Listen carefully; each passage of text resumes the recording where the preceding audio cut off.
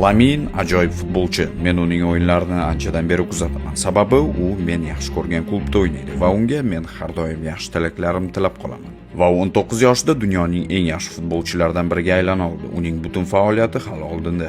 Bundan tashqari Lamin tarixiy natijani qayd etish imkoniyatiga ega, lekin biz mana shu natijani shu safar qayd etmasligi uchun bor kuchimiz bilan o'ynaymiz.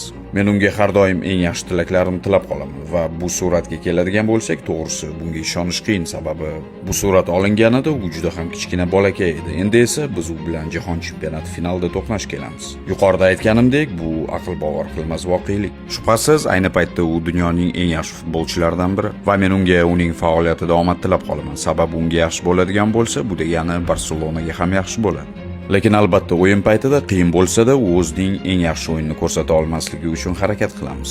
Albatta Ispaniya faqatgina Lamindan iborat jamoa emas. Ispaniya tarkibida boshqa ajoyib futbolchilar ham bor.